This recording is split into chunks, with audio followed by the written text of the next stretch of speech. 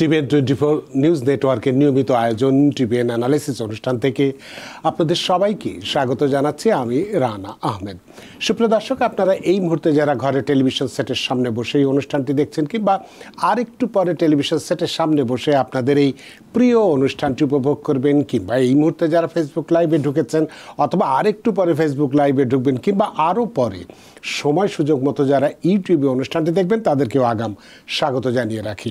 সুপ্রিয় দর্শক, আজকে আমরা ট্যাক্স বা আর্থিক বিষয়ে কথা বলবো। বেশ কিছু গুরুত্বপূর্ণ বিষয় আজকে আমরা আলোচনার জন্য নির্ধারণ করেছি। প্রথমেই রয়েছে যে $1 বিলিয়ন ট্যাক্স রিফান্ড, যেটা ব্যক্তিগত পর্যায়ে বা ব্যবসায়ী পর্যায়ে হতে পারে, সেটা কারা পাবেন, কিভাবে পাবেন, সে বিষয়গুলো নিয়ে আমরা কথা বলবো। আমরা যদিও এর আগে অল্প একটু আলোচনা করেছিলাম, তারপরেও আজকে আমরা মনে করিয়ে দেবার জন্য আলোচনা করব যে $2.4 বিলিয়ন তৃতীয় স্টিমুলাস চেক যারা এখনও পাননি কীভাবে পেতে পারেন, কারা পাবেন, সেই বিষয়গুলো। তার থেকেও গুরুত্বপূর্ণ যে আলোচনাটি আজকে আমরা করব সেটি হচ্ছে সিডিপ্যাপ হোম কেয়ার নিয়ে।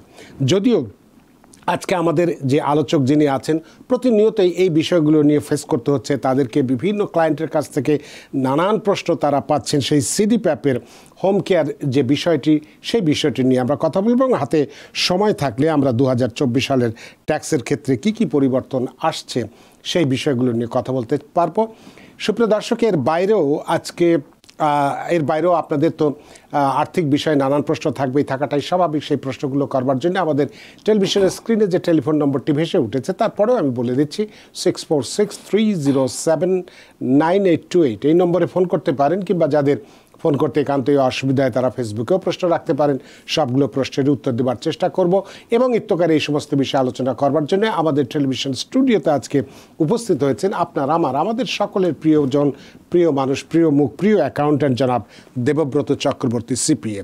জনাব দেবব্রত চক্রবর্তী, আপনাকে স্বাগত। ধন্যবাদ ভাই আপনাকে।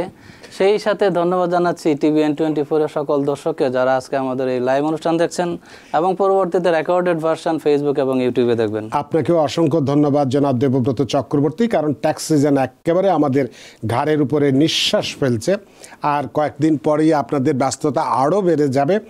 তো সে কারণে আজকে আমরা এই ট্যাক্স সিজনের যে বিষয়টি নিয়ে আমরা একটু এই $1 বিলিয়ন যে রিফান্ড এবং $2.4 বিলিয়ন যে স্টিমুলাস চেক, এগুলো নিয়ে আমরা একটু পরে আলোচনা করব। যে বিষয়টি এখন হার্ট সাবজেক্ট হিসেবে আমাদের কমিউনিটিতে বিরাজ করছে সেই বিষয়টি সিডিপ্যাপ হোম কেয়ার। কেউ বলছেন এই সিডিপ্যাপ সেবা একেবারেই উঠে গেছে বা থাকছে না, ইত্যাদি ইত্যাদি। কেউ বলছে যে না, এটা এই পরিষেবাটা বন্ধ হয়নি, এটা হয়তো কিছু নিয়মকানুন পরিবর্তন হয়েছে। এবং সেক্ষেত্রে কেউ বলছে সিডিপ্যাপ থেকে পিপিএলে যেতে হবে, কেউ বলছে সিডিপ্যাপ থেকে পিসিএ বা লেক্সাতে যেতে হবে। নানান একটা ধূম্র জালের মধ্যে বিষয়টা আবর্তিত হয়েছে, রয়ে গেছে। সুতরাং আমরা আজকে বিষয়টি আলোচনা করব আপনার সাথে। এই বিষয় সম্পর্কে যে আপডেটগুলো আছে সেটা তো আপনার কাছে জানতে চাইবই, কারণ একজন অভিজ্ঞ অ্যাকাউন্ট্যান্ট হিসেবে প্রতিনিয়তই আমরা যারা এই সেবা দিয়ে থাকি আমরা যখন বছর শেষে আমাদের ট্যাক্স রিফান্ড বা ট্যাক্স ফাইল যখন করতে যাই সেটা আপনাদের কাছে জানতে চাই। এবং যেহেতু আমি একটু আগেই বলেছি যে ট্যাক্স ফাইল করার সময় খুব কাছে চলে এসেছে, নক করছে আমাদের দরজায়, সেই হেতু এখন থেকেই আমরা বিষয়টি নিয়ে এত বেশি চিন্তিত যে ট্যাক্সের উপরে এই সিডিপ্যাপ বা হোম কেয়ারের ইনকামটা কতটুকু প্রভাব ফেলতে পারে। কেউ যে ট্যাক্স বেনিফিট যদি সিডিপ্যাপ আওতায় কেউ যদি থাকে, সেক্ষেত্রে আমাদের ট্যাক্সের এই বেনিফিটটা কতটুকু পেতে পারি বা আদৌ পাবো কি না, অথবা কেউ যদি আমরা লেক্সা বা যেটা আমরা বললাম যে পিসিএর আন্ডারে যদি আমরা যাই, সেক্ষেত্রে আমরা এই ট্যাক্সের উপরে কতটা প্রভাব পড়বে সেইটা, বা আদৌ আমরা পাবো কি না, পাবো না, ইত্যাদি বিষয়গুলো যদি আপনি বিস্তারিতভাবে ব্যাখ্যা করেন। কারণ ইতোমধ্যে আমরা সোশ্যাল মিডিয়াতেও দেখছি যে সিডিপ্যাপের অনেকেই, বা আমি যে কয়েকজনকে দেখেছি যে তারাও সোশ্যাল মিডিয়াতে এসে বক্তব্য দিচ্ছেন এই বিষয়গুলো সম্পর্কে, তাদের বক্তব্যও তুলে ধরছেন। এই বিষয়গুলো নিয়ে আপনি যদি বিস্তারিত কথা বলেন, সুতরাং একজন অভিজ্ঞ অ্যাকাউন্ট্যান্ট হিসেবে এই বিষয়টি যদি আপনার মুখ দিয়ে বেরোলে এটার বিশ্বাসযোগ্যতা অনেক বেশি হবে। জনাব দেবব্রত চক্রবর্তী, ধন্যবাদ জানাবে আপনাকে। যাই হোক, এই সিডিপিএফ নিয়ে যেটা আমরা এতক্ষণ বললাম, যে আসলে আমাদের কমিউনিটিতে এটা নিয়ে একটা আসলে ধোঁয়াশা সৃষ্টি হয়েছে, যে আমরা প্রতিদিন প্রচুর ফোন কল পাচ্ছি।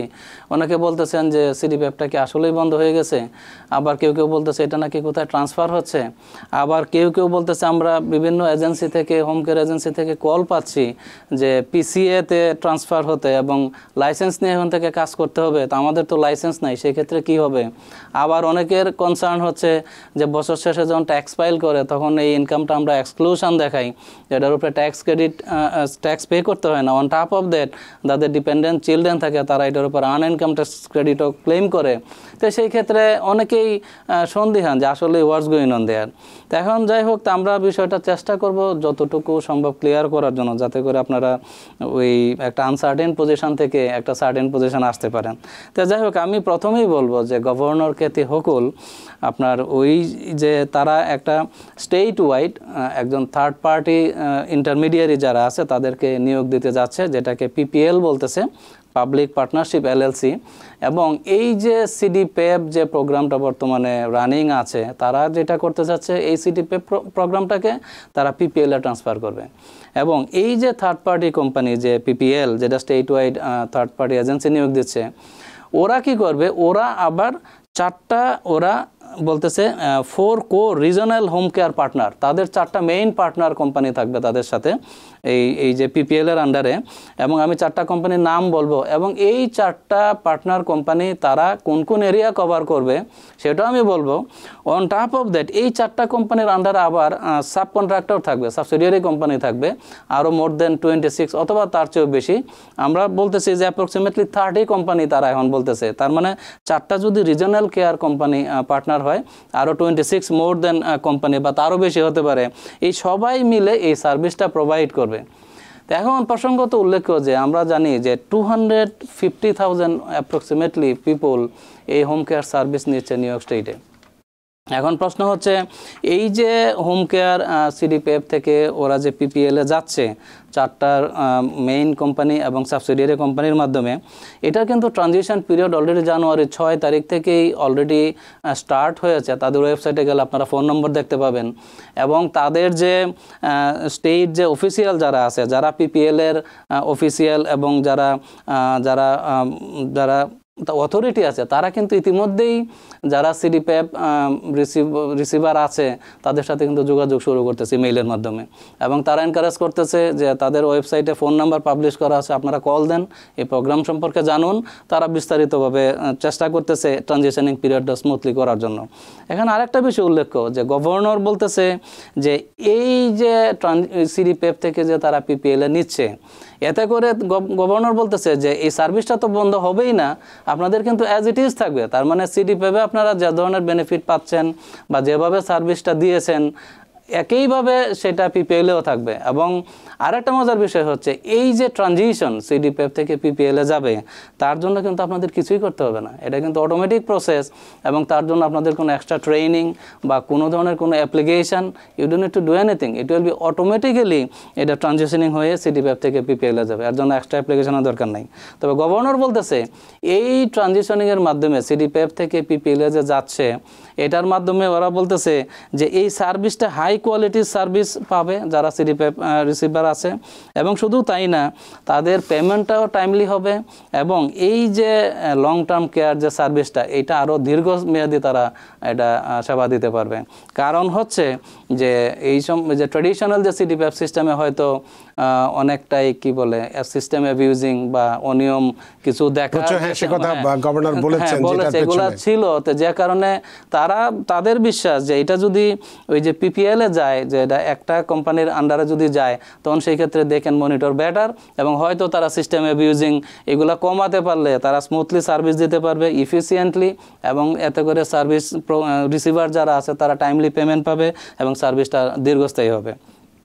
এখন এই যে ট্রানজিশনিং প্রসেস যেটা বললাম জানুয়ারি 6 তারিখে অলরেডি তারা ওয়েবসাইটে পাবলিশ করেছে, যে এটা এপ্রিলের মাঝামাঝি সময় থেকে ফুললি এফেক্টিভ মানে তারা ট্রানজিশন শুরু করবে। এবং আশা করতেছে যে মিডল অফ দ্য 2025 জুন 2025-এর মধ্যে হয়তো ট্রানজিশনিং তারা কমপ্লিট করবে। এইটা হচ্ছে তাদের প্ল্যান। এবং শুধু তাই না, গভর্নর কিন্তু 2025-এর যে স্টেট বাজেট, যেটা মেডিকেড বাজেট, ওরা অলরেডি কিন্তু এটা অ্যাপ্রুভ করে দিয়েছে। এবং লুকস লাইক এই যে পিপিএল, যে থার্ড পার্টি কোম্পানি, যেটা এটা আসতে যাচ্ছে। তো এখন প্রশ্ন হচ্ছে, এই যে 250,000 পিপল যে আপনারা সেবা নিচ্ছেন সিডিপিএফের মাধ্যমে, এটা যদি পিপিএলে যায়, তো এগেইন আমি ক্লিয়ার করতেছি যে আপনাদের কিন্তু দুশ্চিন্তার কিছু নাই। ইট will B the same service, এবং আপনাদেরকে এর জন্য কোনো এডিশনাল অ্যাপ্লিকেশনও করতে হবে না। এটা অটোমেটিক ট্রান্সফার হবে সিডিপিএফ থেকে পিপিএলে। এখন প্রশ্ন হচ্ছে, এই যে ট্রান্সফার হবে, এখন আপনারা কোন কোম্পানির আন্ডারে থাকবেন? আমি একটু আগেই বলেছি যে 4টা থাকবে কোর রিজনাল পার্টনার, তারা কভার করবে এই নিউ ইয়র্ক স্টেটের বিভিন্ন কাউন্টি, এবং তার আন্ডারে সাবসিডিয়ারি কোম্পানি থাকবে 26 বা মোর দেন দ্যাট, তারা আপনাদেরকে এই সার্ভিসটা দিবে এবং অটোমেটিক আপনারা ট্রান্সফার হবেন ওদের কাছে। তার আগে একটু বলে নিই, এই যে 4 রিজনাল কোর পার্টনার আছে, তাদের নাম বলি এবং তাদের কোন কোন এরিয়া তারা কভার করবে আমি সেটা বলে দিচ্ছি। প্রথম হচ্ছে চাইনিজ আমেরিকান প্ল্যানিং কাউন্সিল, এটা হচ্ছে লিড রিজনাল পার্টনার। তারা এরকম 4টা লিড রিজনাল পার্টনার নাম আমি বলবো। তো প্রথম হচ্ছে চাইনিজ আমেরিকান প্ল্যানিং কাউন্সিল, তারা কভার করবে হচ্ছে নিউ ইয়র্ক সিটি। যারা নিউ ইয়র্ক সিটিতে আছেন, এই Chinese American planning council lead পার্টনারের আন্ডারে থাকবেন, এবং তারা কভার করবে Long Island and Westchester County. তারপর আরেকটা লিড পার্টনার নাম বলতেছি, কনসেপ্ট অফ ইন্ডিপেন্ডেন্স ইঙ্ক, তারা কভার করবে, তারাও লিড রিজনাল পার্টনার, তারা কভার করবে Hudson Valley region including Rockland, Dutchess, Putnam and surrounding county তারা কভার করবে। এটা হচ্ছে concept of independence Inc. Third regional partner হচ্ছে অ্যাঞ্জেল ইন ইউর হোম, এটা আরেকটা কোম্পানি, তারাও লিড রিজনাল পার্টনার, তারা কভার করবে mid state area including Albany, Saratoga, Rochester, Buffalo, Syracuse and surrounding county cover করবে হচ্ছে Angel in your home. Last one consumer director choice, CD choice, ওরাও lead regional partner, ওরা cover করবে upstate, south western area including Allegany, Oswego, Hamilton, Clinton and surrounding country. তো এই যে 4টা regional home care partner, তারা core partner, তাদের আন্ডারে থাকবে সাবসিডিয়ারি কোম্পানি 26 or more। এখন পর্যন্ত 26টা আছে এবং বাড়তেও পারে, এটা বাড়বে। এবং তারা সবাই মিলে এই 250,000 নিউ ইয়র্কার অ্যাপ্রক্সিমেটলি যারা সিডিপিএফ সার্ভিস নিচ্ছেন, তাদেরকে সেবাটা দিবে। তো এখন প্রশ্ন হচ্ছে, তো আমরা এতক্ষণ যা দেখলাম আলোচনায়, যে আসলে এইটা ট্রানজিশন প্রসেসটা হবে অটোমেটিক, আপনাদের কোনো অ্যাপ্লিকেশনের প্রয়োজন নাই, কোনো ফোন কলেরও দরকার নাই, ইট will be automatic transition process. এবং আপনারা যে সার্ভিসটা সিডিপিএফে থাকতে যেভাবে পেয়েছেন, সেই ওয়েতেই সার্ভিসটা পাবেন, নাথিং উইল বি এক্সেপশনাল। এখন প্রশ্ন হচ্ছে যে, এখন আমরা তো এতক্ষণ বুঝলাম যে সিডিপিএফ থেকে পিপিএল এটা কীভাবে যাচ্ছে। এখন অনেকেই প্রশ্ন করতেছেন, যে ফোন দিয়ে বলছেন যে দাদা আমরা তো ফোন কল পাচ্ছি অনেক এরকম হোম কেয়ার এজেন্সি থেকে, যে আমাদেরকে নাকি লাইসেন্স দিতে হবে, এবং এটা পিসিএর আন্ডারে, যেটাকে লেক্সা বলে, পিসিএতে কাজ করতে হবে, মানে লাইসেন্স নিয়ে। তো এখন আমার প্রশ্ন হচ্ছে যে, এই এতক্ষণ যেটা বললাম যে সিডিপিএফে থাকতে কিন্তু আপনাদের কোনো লাইসেন্সের প্রয়োজন ছিল না, এবং আপনারা উইদাউট লাইসেন্সে আপনাদের বয়স্ক বাবা মা, শ্বশুর শাশুড়ি, ডিজেবল চাইল্ডকে কিন্তু উইদাউট লাইসেন্সে আপনারা ফ্রেন্ডস অ্যান্ড ফ্যামিলি মেম্বার সবাই মিলে সেবা দিয়েছেন। তো এখন প্রশ্ন হচ্ছে যে, এইটা যেহেতু সিডিপিএফ থেকে পিপিএলে যাচ্ছে, এখানেও কিন্তু আপনাদের লাইসেন্স রিকোয়ারমেন্ট না। উইদাউট লাইসেন্সে আগে যেভাবে সিডিপিএফে আপনারা সার্ভিস দিয়েছেন বাবা মা, শ্বশুর শাশুড়ি, তারপরে ডিজেবল চাইল্ডকে, আপনারা একইভাবে একই ফ্যামিলিতে থেকে আপনারা লাইসেন্স ছাড়া কিন্তু এই সার্ভিসটা দিতে পারবেন। You don't need any extra license. তো এখন প্রশ্ন হচ্ছে যে, অনেক হোম কেয়ার কোম্পানি তাদেরকে অ্যাডভাইস করতেছে পিসিএ লাইসেন্স নেওয়ার জন্য লেক্সার আন্ডারে। তো এখন আমার প্রশ্ন হচ্ছে, এই যে আপনারা পিসিআর লাইসেন্স নেবেন, এবং আপনারা যদি ওই যে লেক্সাতে যান পিসিআর আন্ডারে, তো সেই ক্ষেত্রে কিন্তু আপনার বাবা মাকে আপনার সার্ভিস দিতে পারবেন না। তখন আপনি হবেন লাইসেন্স কেয়ার প্রোভাইডার, সেই ক্ষেত্রে আপনাকে সার্ভিস দিতে হবে থার্ড পার্টিকে। তখন আমার প্রশ্ন হচ্ছে, নিজের ঘরের বাবা মা, শ্বশুর শাশুড়িকে রেখে কেন আপনি আরেকজনকে সার্ভিস দিতে যাবেন? Right, that is a point. শুধু তাই না, আমরা ট্যাক্সের কনসিকুয়েন্স নিয়ে আলোচনা করব। তো এখন প্রশ্ন হচ্ছে, এই যে পিসিএতে আপনাদেরকে এনকারেজ করতেছে অনেকে লাইসেন্স নিয়ে অন্যের বাসায় গিয়ে কাজ করে নিজের বাবা মা রেখে। তো আমার প্রশ্ন হচ্ছে, যেহেতু সিডিপিএফে আপনার কোনো লাইসেন্সের দরকার নাই, কোথাও যেতে হচ্ছে না, ঘরে থেকে সার্ভিস দিতে পারতেছেন কনভিনিয়েন্টলি, এবং আপনি পেমেন্ট পাচ্ছেন, I think it is better. তাই সেই ক্ষেত্রে আপনার এক্সট্রা কোনো হ্যাসাল নাই। আবার ভাইস ভার্সা আপনি যদি আবার একটা জিনিস, এই যে সিডিপিএফে আপনারা যে ট্যাক্স অ্যাডভান্টেজ পেয়েছেন, যেমন আমরা ইনকামটা যখন ট্যাক্স ফাইল করেছেন আমরা ফুললি ইনকামটা এক্সক্লুশন করেছি, you don't need to pay any taxes. Not only that, on top of that আপনার যাদের ডিপেন্ডেন্ট চিলড্রেন ছিল আপনারা কিন্তু আনইনকাম ট্যাক্স ক্রেডিটও ক্লেম করেছেন। তার মানে আমরা দেখেছি যে এই ইনকামটা যদি এক্সক্লুশন আপনি না নিতেন, অনেকে 30,000, অনেকে 60,000, 90,000, মোর দ্যান 100,000 পর্যন্ত ইনকাম আছে এসিডিপিএফ থেকে। তো এই ইনকাম এক্সক্লুশনের ফলে দেখা গেছে আপনারা তো ট্যাক্স দিতে হয় নাই, অন টপ অফ দ্য 10-15,000 আপনারা রিফান্ড পেয়েছেন, ইভেন মোর দ্যান দ্যাট। তা এখন দেখুন এই সিডিপিএফের কারণে আপনারা এই কল্যাণ মানে এইটা পেয়েছেন যে ট্যাক্স দিতে হয় নাই, যেহেতু এটা excluded from your income, because যেহেতু সেম হাউস হোল্ডে থেকে সার্ভিসটা দিচ্ছেন। আইআরএসের 20147 এই সেকশনের আন্ডারে এটা এক্সক্লুডেবল ইনকাম বিধায় আপনারা এই এক্সক্লুশনটা নিয়েছেন। তো যে কারণে আপনাদের ট্যাক্স পে করতে হয় না, on top of the $10-15,000 tax refund পেয়েছেন। এখন ভাইস ভার্সা যদি আপনারা পিসিএতে যান, তো সেই ক্ষেত্রে কিন্তু আপনাকে লাইসেন্স নিয়ে কাজ করতে হবে, আপনার বাবা মা শ্বশুর শাশুড়িকে এই সেবা দেওয়ার সুযোগ না, আপনাকে বাইরে গিয়ে কাজ করতে হবে। তো এখন দেখুন বাইরে গিয়ে যখন কাজ করবেন তখন কিন্তু পেশেন্টের সাথে থাকার আপনার সুযোগ নাই। তার মানে এই যে আইআরএসের যে 20147 যে সেকশনের আন্ডারে আমরা এক্সক্লুশন নেই ট্যাক্সটা, তখন কিন্তু এটা সুযোগ নেই আপনার। তার মানে আপনি যদি $70,000 বাইরে থেকে আর্ন করেন পিসিএল লাইসেন্সের মাধ্যমে লেকচার আন্ডারে গিয়ে, তো সেই ক্ষেত্রে আপনার ট্যাক্স এক্সক্লুশন তো নিতে পারতেছেনই না। আপনার যে 100,000 বা 90,000 যাই এই সার্ভিস থেকে পাচ্ছেন, টোটালটাই ইনকামের সাথে অ্যাড হবে এবং ট্যাক্সেবল ইনকামে যাবে। সেই ক্ষেত্রে 15,000 যে ট্যাক্স রিটার্ন পাচ্ছেন সেটা তো পাবেনই না, on top of that you have to pay maybe another 20,000 tax. তার মানে ইআইটিএস তো পাচ্ছে না, প্লাস উল্টা আরো ইআইসি তো পাবেই না, কারণ তার income will be more than threshold. তো সেই ক্ষেত্রে সে ইআইসি লুজ করবে।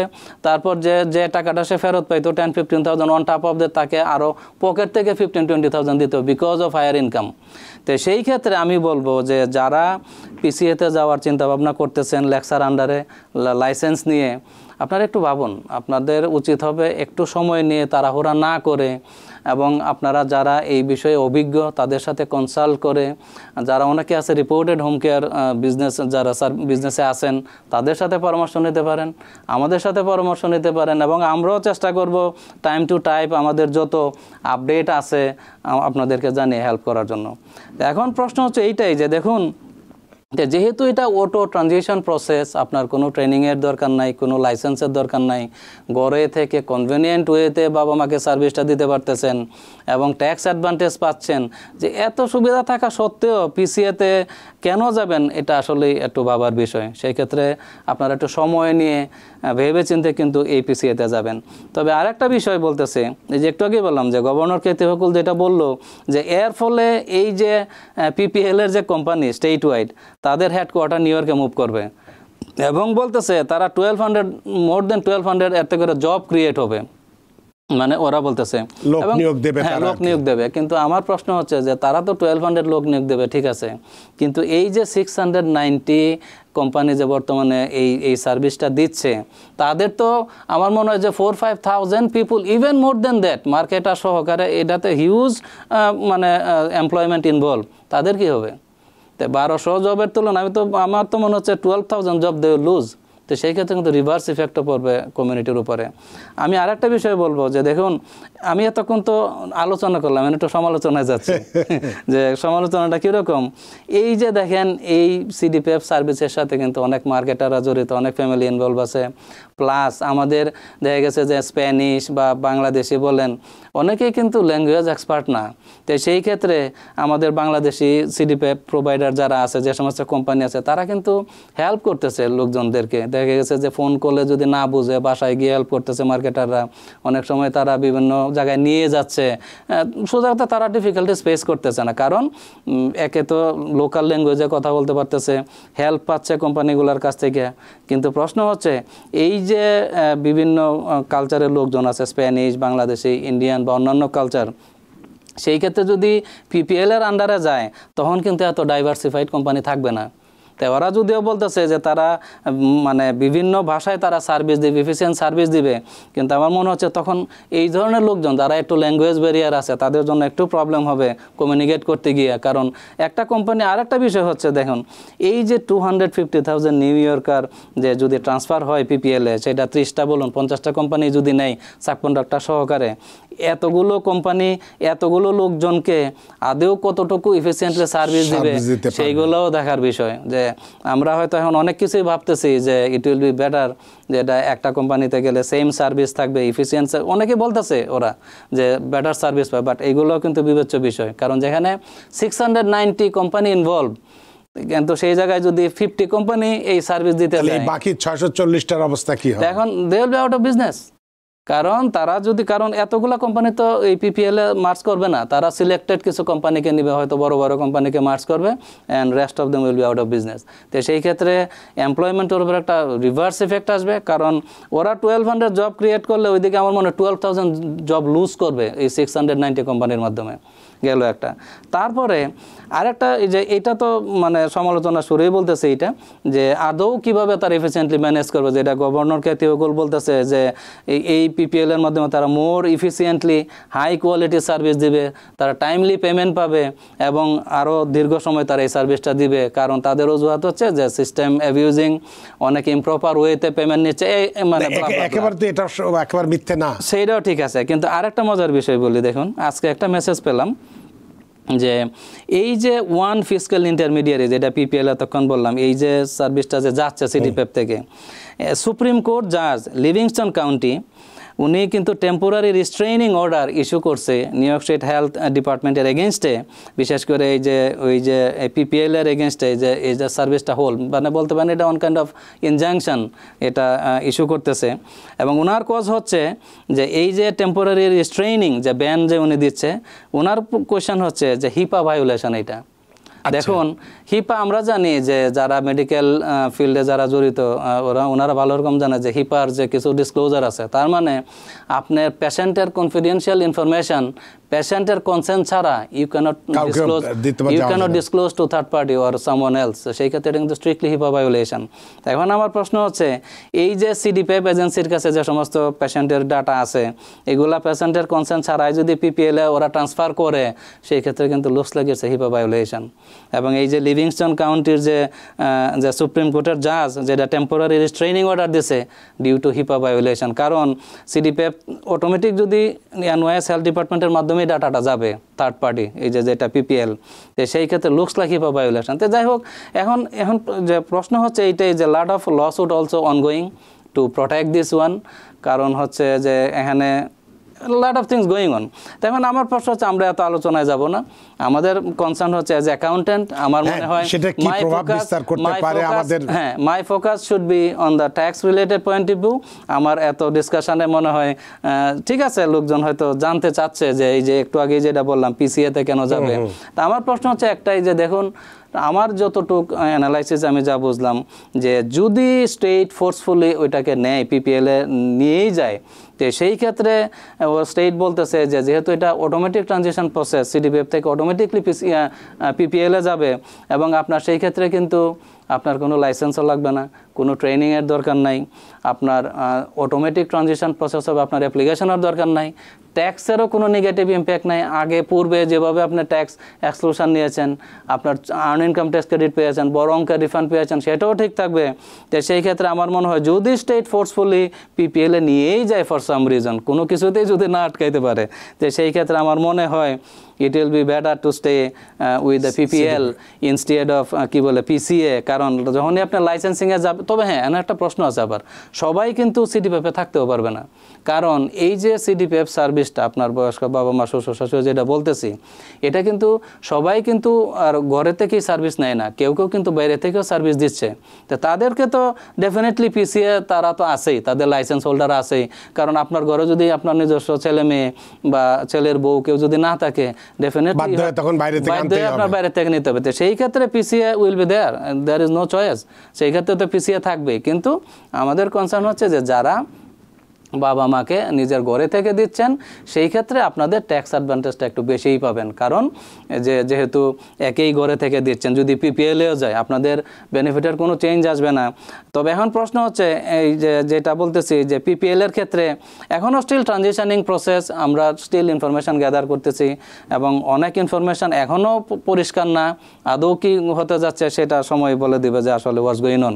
বাট অ্যাজ অফ নাও আমরা এটুকুই মানে বলতে চাচ্ছি যে যদি কোনো কারণে স্টেট ফোর্সফুলি ওটাকে ট্রান্সফার করে, তো সেই ক্ষেত্রে transition will be automatic, you don't need to apply, tax বেনিফিটও ঠিক থাকবে, আপনাদের কোনো লাইসেন্স, কোনো ধরনের কোনো ট্রেনিংও প্রয়োজন হবে না, you will be fine.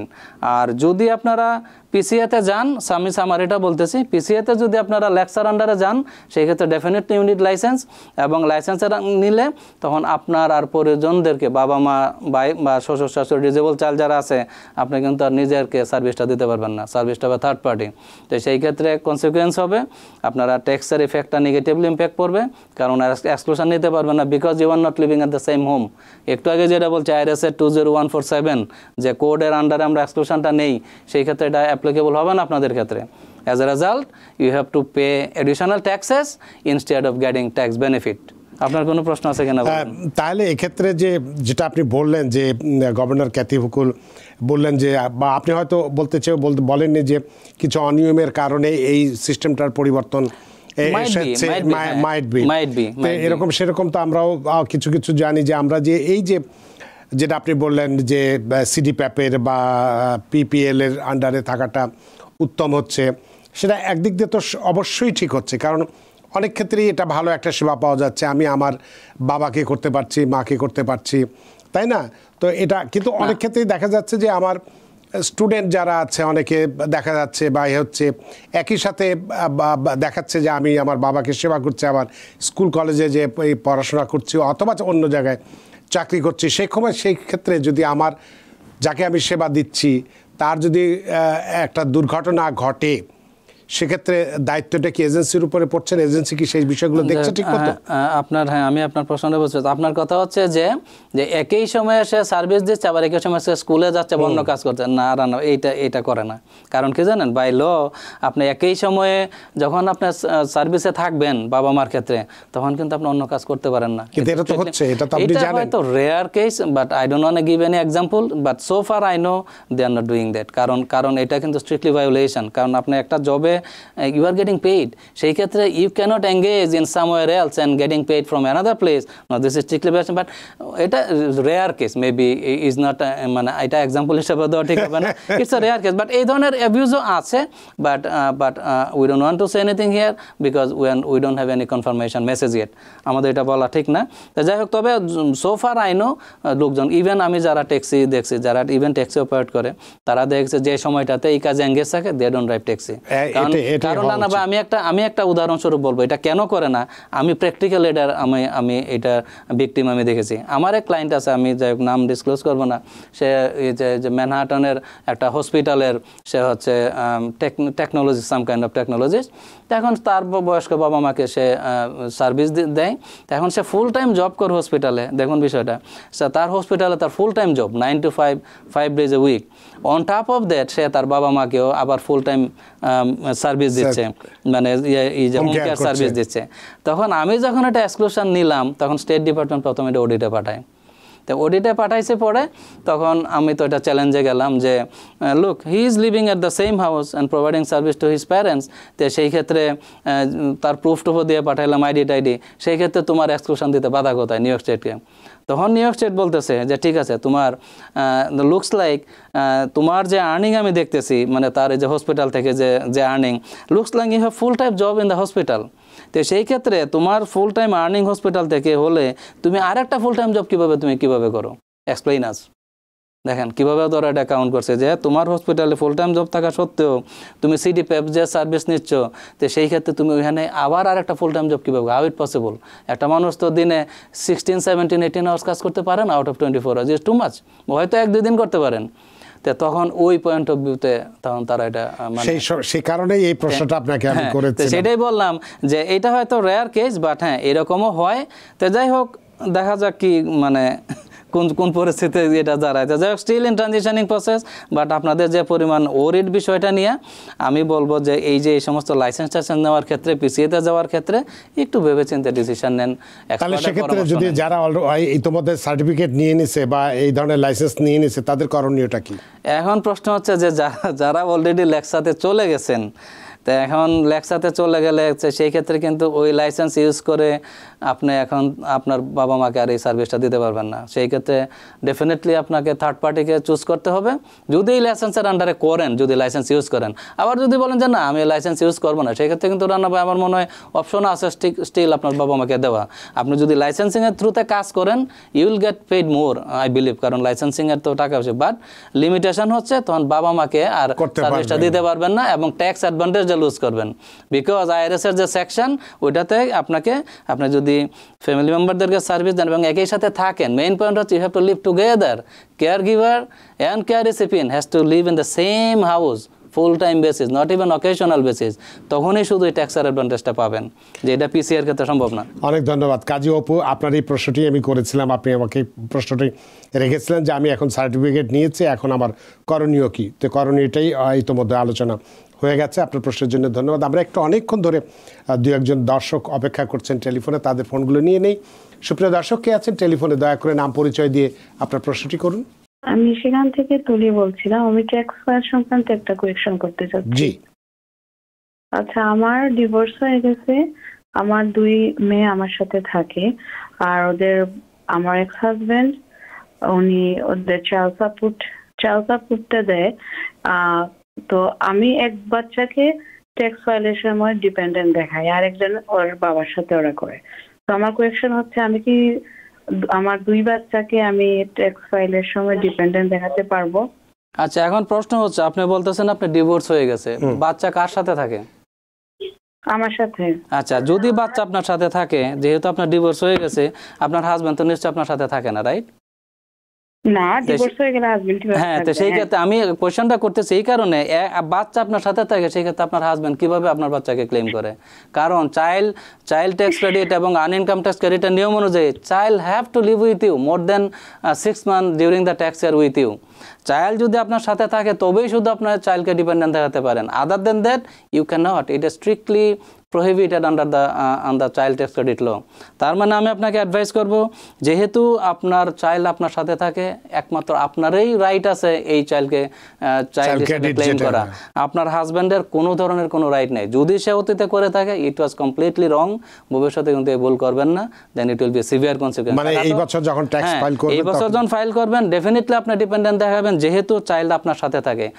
Child আপনার এক্স হাজব্যান্ড চাইল্ড সাপোর্ট দেশে দিতেই পারে, এটার কোনো গ্রাউন্ড নাই যে এর জন্য সে চাইল্ডকে ডিপেন্ডেন্ট থাকবে। No way, as a father he has to pay the child support as per law, but তার কোনো রাইট নাই এই চাইল্ডকে তার ট্যাক্স ফাইলে ডিপেন্ডেন্ট থাকবে, because child is not living with him. অনেক ধন্যবাদ প্রিয় দর্শক আপনার প্রশ্নের জন্য। তুহিব, নিশ্চয়ই আপনার প্রশ্ন উত্তর পেয়েছেন। সুপ্রিয় দর্শক কে আছেন টেলিফোনে, দয়া করে নাম পরিচয় বলে আপনার প্রশ্নটি করুন। হ্যালো, জি আসসালামু আলাইকুম। ওয়ালাইকুম আসসালাম। আমার নাম আবুল।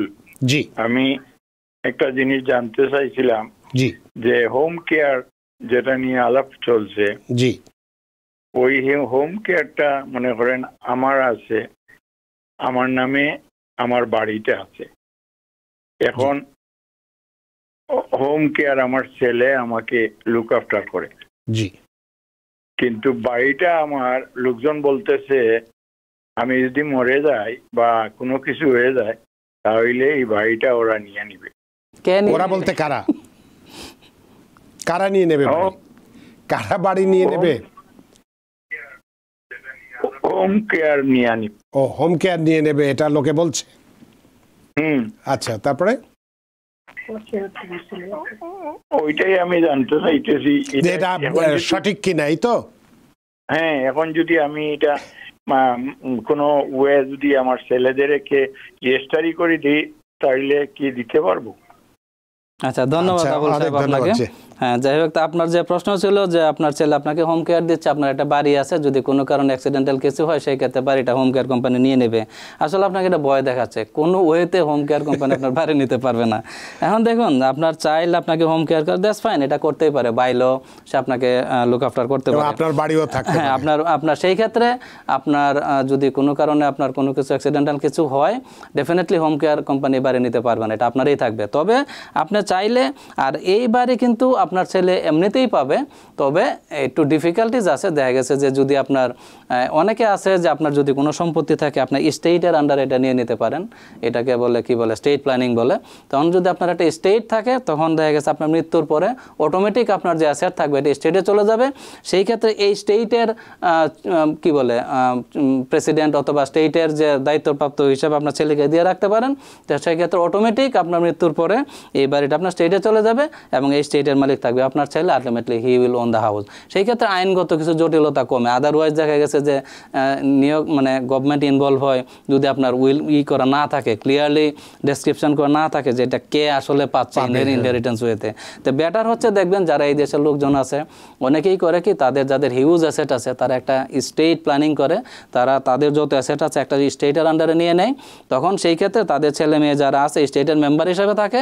আলটিমেটলি তাদের মৃত্যুর পরে এই যতদিন তারা জীবিত থাকবে এগুলো তো স্টেটের আন্ডারেই থাকবে, বাট মৃত্যুর পরে অটোমেটিক এগুলো ট্রান্সফার হবে এবং তখন এই ছেলে মেয়েরাই আলটিমেটলি এটা ওন করবে। তার মানে ওনার যে প্রশ্নটা ছিল, মানুষের মানে পিছু কেউ যে বলে পিছু লোকে অনেক কথা বলে, সেক্ষেত্রে আপনার ঘাবড়ানোর কিছু না, এটা অটোমেটিক ছেলেই পাবে, এটা অটোমেটিক ছেলেই পাবে। সুতরাং এটা নিয়ে আপনার কোনো চিন্তার কারণে অনেক ধন্যবাদ জনাব আবুল আপনার প্রশ্নের জন্য। আমরা আরেকজন দর্শকের কাছে যেতে চাই। সুপ্রিয় দর্শক, কে আছেন টেলিফোনে? দয়া করে নাম পরিচয় বলে আপনার প্রশ্নটি করুন। হ্যালো, আসসালামু আলাইকুম। আসসালাম। আমার একটা কোশ্চেন ছিল হোম জি কেয়ার। বলুন। আমি জামাইকা থেকে বলছি। আমার মামা মামি আসছে বাংলাদেশ থেকে 3 মাস হয়েছে। তো আমার মামা মামি হোম কেয়ারের জন্য অ্যাপ্লাই করতে চাচ্ছে। তো মামা মামি যদি হোম কেয়ার কোয়ালিফাই হয়, মামা মামিকে যে স্পন্সর করছে তার কি কোনো এফেক্ট হবে? আচ্ছা, ধন্যবাদ আপনাকে। তো যাই হোক, এখন এই যে পাবলিক চার্জের কোয়েশ্চেন, এখন দেখুন এই যে এখন স্পন্সরের বিষয়টা হচ্ছে যে আসলে স্পন্সর যিনি দেয়, বেসিক্যালি স্পন্সর হচ্ছে ফাইন্যান্সিয়াল গ্যারান্টি। তো সেই ক্ষেত্রে কিন্তু এটা স্পষ্টই বলা আছে যে ব্যক্তি যাকে স্পন্সর দিবে সেই ব্যক্তি আমেরিকা আসলে কোনো ধরনের কোনো পাবলিক চার্জ নিতে পারে না বাইলেও। তো সেই ক্ষেত্রে ওই ব্যক্তি যদি কোনো পাবলিক চার্জে যায়, যেমন পাবলিক চার্জ বলতে তো আমরা জানি ফুড স্ট্যাম্প, তারপরে ইভেন মেডিকেইড বা আদার যে সমস্ত ক্যাশ অ্যাসিস্ট্যান্স, গভর্নমেন্ট সাবসিডি আছে, তো সেই ক্ষেত্রে কিন্তু গভর্নমেন্ট চাইলে they can recover from you, কারণ আপনি স্পন্সর দিচ্ছেন because you are the financial guarantor, যে সেই ব্যক্তি ইউএসএতে আসলে পরে কোনো ধরনের কোনো পাবলিক চার্জ বা সরকারের সুযোগ সুবিধা নেবে না। তো যাই হোক, আমরা এক্সপিরিয়েন্স শেয়ার করতেছি যে আমরা অতীতে কোনোদিন দেখি নাই যে এই ধরনের হয়েছে। অনেকেই স্পন্সর দিচ্ছে, মেডিকেইড নিচ্ছে, কি বলে হোম কেয়ার নিচ্ছে, ফুড স্ট্যাম্প নিচ্ছে, কখনোই কারো কাছে টাকা ফেরত চাইতে দেখি নাই এই পাবলিক চার্জের বিষয়ে। না, কিন্তু যেহেতু এবার ট্রাম্প ক্ষমতায় আসছে, উনি তো গতবার এই বিষয়টাকে তো তুলেছিলেন। যাই হোক, এখন যেহেতু প্রেসিডেন্ট ইলেক্ট ডোনাল্ড ট্রাম্প যেহেতু ক্ষমতায় আসতেছে, অনেকের এটা কনসার্ন, বাট এখনো পর্যন্ত এই ধরনের ইমপ্লিমেন্টেশন যেহেতু দেখি নাই, তা আমি বলবো যে এই মুহূর্তে আপনার এ নিয়ে ওয়ারিড হওয়ার কিছু নাই। Let's see what's going on. So far শুনেন, যেহেতু এতদিন একটা কিছু দেখি নাই, তো সো ফার কিছুই হবে না, you don't need to worry. তার মানে যে স্পন্সর দিছে, you can take the home care if they are eligible. অনেক ধন্যবাদ। একজন দর্শক প্রশ্ন রেখেছেন যে এটা কি শুধু নিউ ইয়র্ক সিটির জন্য বা নিউ ইয়র্ক স্টেটের জন্য? এই যে পিপিএল যেটা ডেফিনেটলি এটা নিউ ইয়র্ক স্টেটের জন্য, অন্যান্য স্টেটে এটা অলরেডি অনেক স্টেটে কার্যকর আছে, বাট এই যে আমরা তখন যে ডিসকাশন করতেছি সিডিপিএফ থেকে পিপিএলে যাবে only for new York state, এবং এটাও বলছি যে নিউ ইয়র্ক স্টেটে এই যে পিপিএল যে কোম্পানি আসতেছে তাদের মূল 4টা থাকবে, মেইন লিড কি বলে লিড পার্টনার থাকবে এবং ওদের থ্রুতে আমরা জানি। আমাদের হাতে সময় কম, আমাদের আরো দুটো বিষয় রয়ে গেছে। অনেক ধন্যবাদ সুপ্রিয় দর্শক। এই সিডিপিএফ নিয়ে যে ধোঁয়াশা ছিল, আশা করি আজকের এই আলোচনার মধ্যে দিয়ে পুরোপুরি সেটা ব্যাখ্যা করা সম্ভব হয়েছে এবং আপনারা নিশ্চয়ই সেটা বুঝতে পেরেছেন। আমরা একটু আলোচনায় যাব যে $1 বিলিয়ন ট্যাক্স রিফান্ড, যেটা রিলিফ, সেটা ব্যক্তি বা ব্যবসায়ী পর্যায়ে এরা কারা পাবেন, কীভাবে পাবেন সংক্ষেপে, এবং তারপরে $2.4 বিলিয়ন যে তৃতীয় স্টিমুলাস চেক কারা পাবেন কিভাবে। যাই হোক, ধন্যবাদ ভাই। আমি সংক্ষেপেই বলবো যে এই $1 বিলিয়ন যে ট্যাক্স রিলিফ যে প্রোগ্রাম IRS যেটা বলতেছে, এটা বেসিক্যালি হচ্ছে 2020 এবং 2021-এ যারা ট্যাক্স ফাইল করেছেন, তো বেসিক্যালি 5 মিলিয়ন ইন্ডিভিজুয়াল এবং বিজনেস আছে যারা এই 2020-2021 ট্যাক্স রিটার্নে আপনারা ট্যাক্স করেন, মানে ট্যাক্স আপনাকে দিতে হবে। তো এখন যেহেতু এটা প্যান্ডামিক ইয়ার ছিল 2020-21, সেই ক্ষেত্রে আইআরএস বলতেছে যে এই যে 5 মিলিয়ন লোক যারা ট্যাক্স ফাইল করেছে, ট্যাক্স দিতে পারেন নাই সময় মতো because of pandemic, your business was shutdown or close, তো সেই ক্ষেত্রে $1 বিলিয়ন তারা ট্যাক্স ক্রেডিটের ঘোষণা দিয়েছে। তার মানে আপনারা যারা ট্যাক্স পে করতে পারেন নাই সময় মতো, সাম রিজন, আপনাদেরকে কোনো পেনাল্টি পে করতে হবে না। তো বেসিক্যালি এটা কিন্তু পেনাল্টি রিলিফের কথাই বলতেছে আইআরএস, সেটা $1 বিলিয়ন সমপরিমাণ, এবং 5 মিলিয়ন ট্যাক্স পেয়ার এই অ্যাডভান্টেজটা পাবে।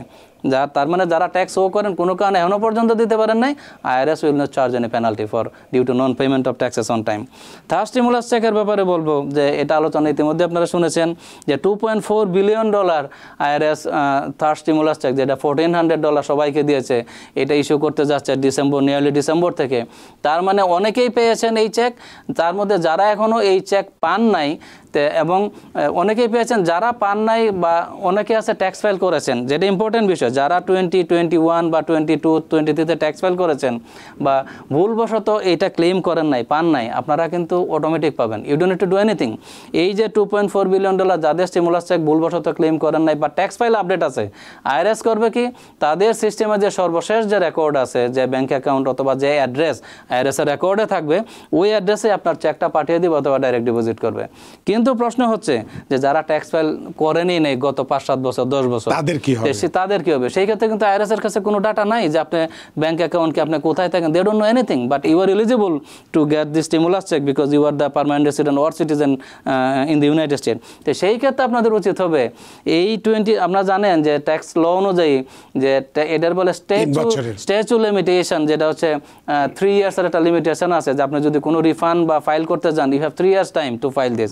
তো এই 2021-এর যে ক্লেম, এটা কিন্তু এপ্রিলে কিন্তু এক্সপায়ার হয়ে যাবে, এপ্রিল 2025। তার মানে আপনার হাতে আর 3 মাস সময় আছে, এর মধ্যে আপনাকে এটা ক্লেম করতে হবে, then you will receive your check or মানি।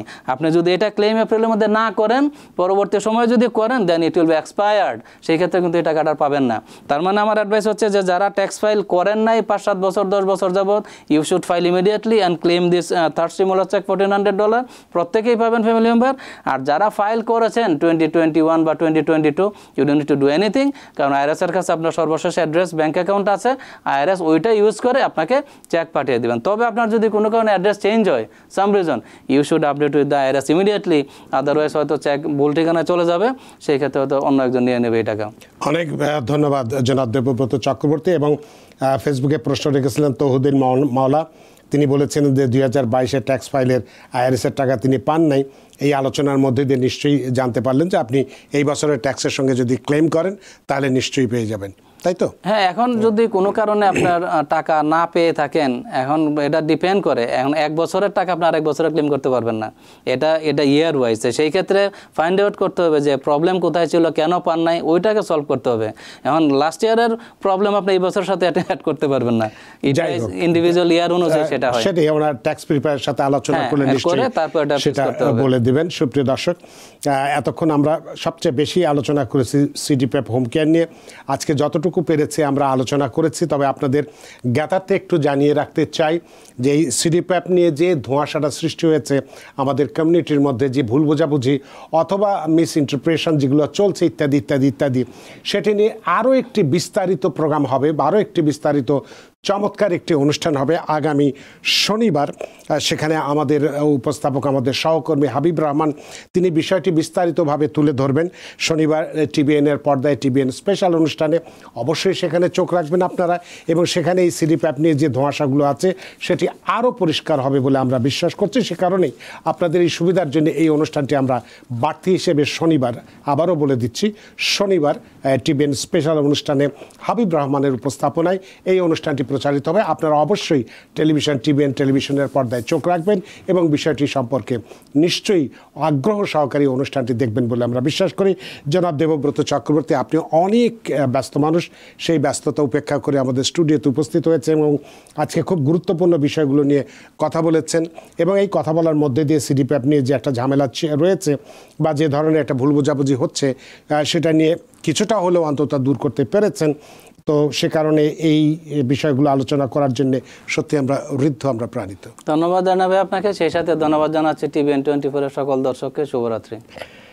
সুপ্রিয় দর্শক, আবারও আপনাদেরকে অসংখ্য ধন্যবাদ যে এতক্ষণ আমাদের সঙ্গে ছিলেন এবং আজকের যে বিষয়গুলো সিডিপ্যাপ হোম কেয়ারের সার্ভিসের প্রোভাইডার বা সেবা প্রদানকারীরা যে সামগ্রিক যে সেবাগুলো আমরা দিচ্ছেন সেখানে কি ধরনের আপডেট আছে সাম্প্রতিককালে সেটা আমরা কথা বলেছি এবং ট্যাক্সের উপরে কি প্রভাব ফেলবে সেটা নিয়ে কথা বলেছি এবং $1 বিলিয়ন ট্যাক্স যেটা আমরা বলেছি যে যেটা পাওয়া যাবে কিভাবে, অথবা $2.4 বিলিয়ন তৃতীয় স্টিমুলাস চেকটাও কিভাবে আমরা পেতে পারি, সে বিষয়গুলো নিয়ে আমরা বিস্তারিত কথা বলেছি। আশা করি আজকের অনুষ্ঠান আপনাদের যথেষ্ট ভালো লেগেছে। সুপ্রিয় দর্শক, যে যেখানেই থাকুন ভালো থাকুন, সুস্থ থাকুন, নিরাপদে থাকুন TVN24 নিউজ নেটওয়ার্কের সাথেই। শুভরাত্রি। TVN24 টেলিভিশন দেখতে আজই কল করুন 7187776556। লগ ইন করুন www.totalcablebd.com। নিউ ইয়র্ক থেকে সম্প্রচারিত TVN24 টেলিভিশন বিশ্বজুড়ে বাঙালির কণ্ঠস্বর।